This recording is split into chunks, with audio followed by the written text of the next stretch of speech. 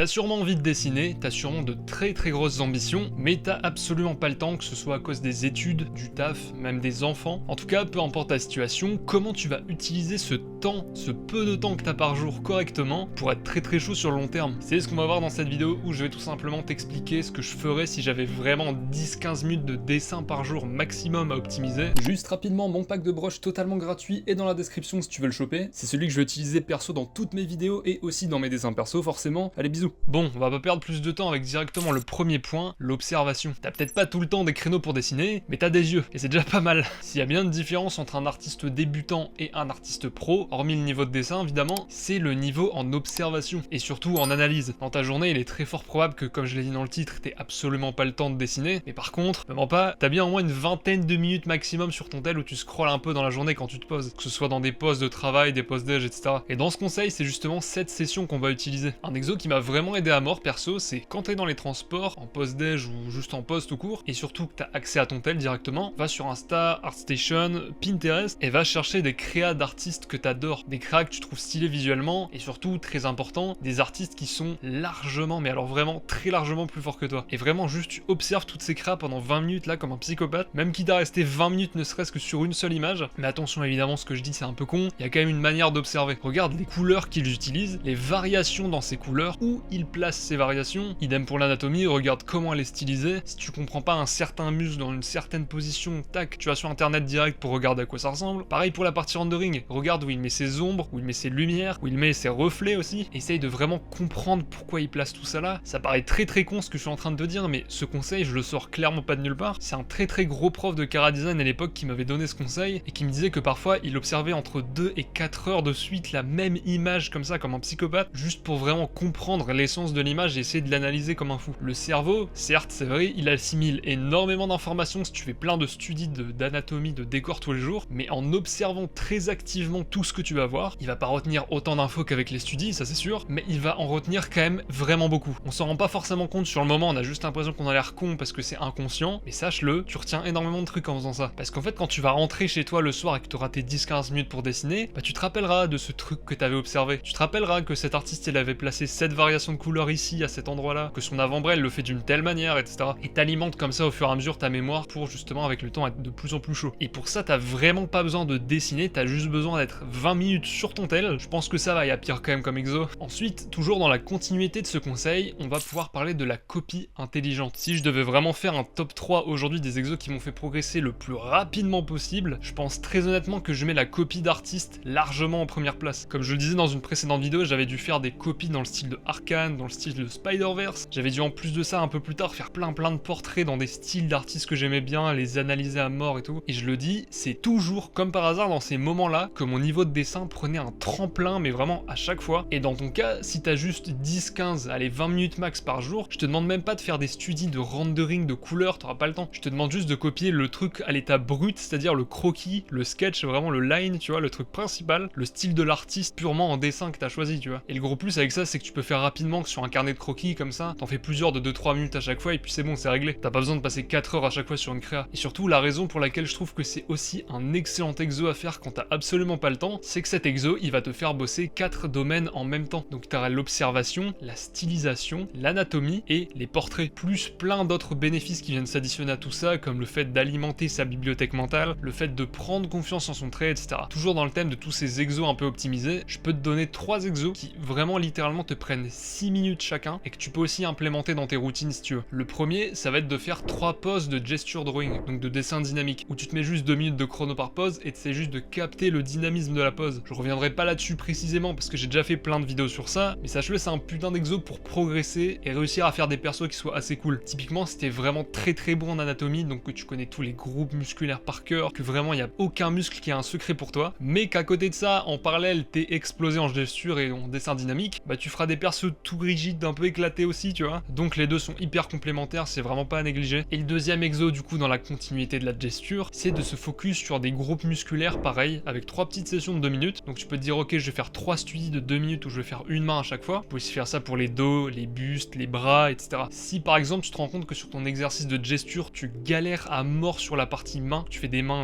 IA, tu vois, qui sont dégueulasses, bah, ce que tu peux faire, c'est que tu peux faire 3 poses timées de 2 minutes où tu fais des mains. Tu vois, comme ça, t'es dans la continuité du truc et t'adaptes t'adaptes un peu tes studis, t'essayes de t'adapter à l'exo suivant à chaque fois. Pareil, ça c'est un petit gain de temps et ça se prend honnêtement. Et le troisième exo, c'est juste les formes de base, des formes géométriques 3D comme le cube, le cylindre, tout ce que tu veux. Pour monter en difficulté, ce que tu peux faire, c'est les tordre, faire des torsions sur ces formes-là, les faire rotationner un peu dans tous les sens, les extruder, donc faire comme si tu perçais de la matière, au contraire tu rajoutais de la matière aux formes. Pareil, ça c'est un truc très rapide, tu peux en faire quelques-uns. Et au contraire, je l'ai mis troisième, mais en fait tu peux limite commencer par celui-là parce qu'au pire, vu que c'est des petites formes, il te servira juste d'échauffement comme ça. En plus évidemment de te faire comprendre les volumes, la 3D dans l'espace, etc. Bon, maintenant que tout ça c'est good, on va enfin pouvoir passer au troisième point, c'est-à-dire le focus. Qu'est-ce que je vais entendre par focus? Bon déjà, si tu vas être bon en chara design, donc en personnage, tu vas être bon en décor en parallèle de ça, tu vas être bon en compo, tu veux même par exemple faire des, tu vois, des splash art qui demandent tous les skills en dessin qui existent littéralement, eh bien ça va être un petit peu compliqué avec une quinzaine de minutes par jour, je vais être honnête avec toi. Donc mon conseil ici, ce serait priorise un maximum. Prends tous les points sur lesquels tu veux d'abord t'améliorer, et si tu sais absolument pas lesquels choisir dans cette liste, eh bah tu prends tous les domaines qui te font galérer le plus, qui te font vraiment ramer, et puis tu axes le peu de temps que tu as tous les jours sur ces domaines-là en particulier. Tu seras beaucoup plus efficace en faisant des périodes où d'abord tu vas taffer l'anatomie, ensuite tu vas partir vers les décors, puis après revenir sur l'anatomie, etc., etc.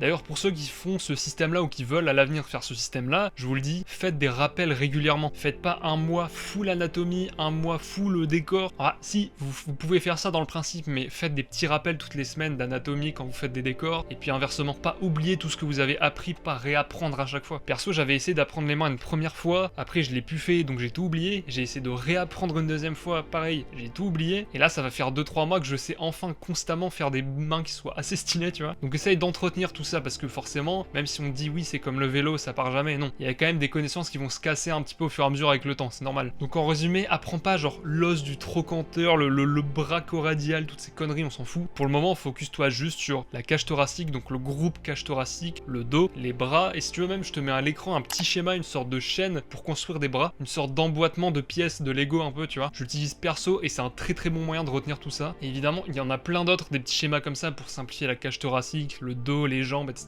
Tu peux aller te renseigner sur internet. Il y a peut-être certains artistes qui auront créé des schémas qui vont toi te convenir à toi. Essaye vraiment de tout simplifier à un max pour gagner un max de temps. Essaye pas de te focaliser sur des choses beaucoup trop précises qui pourraient juste te desservir au vu du peu de temps que tu as alloué au dessin au cours de ta journée, tu vois. Et je sais que tout ça, ça paraît assez deep à assimiler, que ça paraît assez intensif sur seulement 15-20 minutes de ta journée, et c'est pour ça que je vais en venir à un petit conseil qui est honnêtement plus qu'utile, ça va être de supprimer toutes les distractions sur cette courte période. Oui, je sais, moi aussi, quand je dessine pendant genre plusieurs heures de suite, je me mets de la musique en fond, ou des podcasts, ou une connerie à côté, tu vois. Mais toi, de ton côté, t'as à peine 20 minutes, donc pour que ton cerveau soit focus à 200% sur le peu de temps que tu vas avoir, eh bien, supprime toutes les distractions, ne fais rien d'autre que dessiner. Idéalement, c'est même ce qu'on devrait à peu près tous faire sur des périodes de plusieurs heures de dessin. Ça optimiserait beaucoup notre progression en vrai. Mais c'est vrai que sur un laps de temps aussi long, le vide total, bah ça reste un petit peu casse-couille. Et le tout dernier point par rapport à ça que j'aimerais vraiment aborder rapidement, ça va être la fatigue. Après avoir discuté avec pas mal d'entre vous, le problème principal qui revenait à chaque fois par rapport au manque de temps, c'est que qui dit que vous avez absolument pas le temps de dessiner dans une journée, dit que vous avez une vie assez chargée. Donc un taf, des enfants, une famille, etc.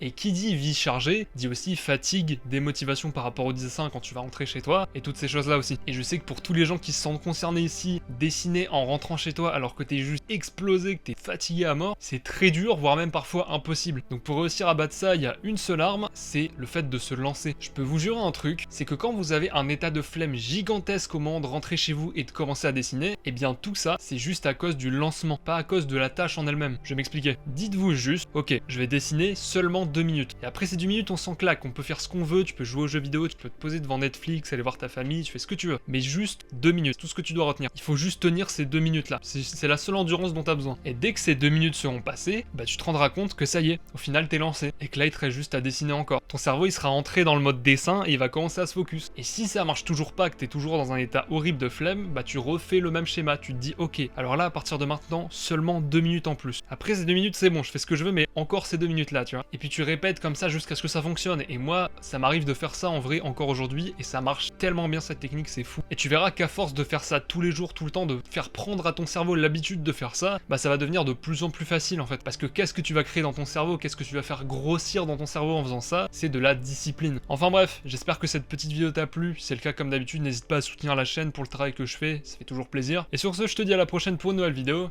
Allez, Zoubi!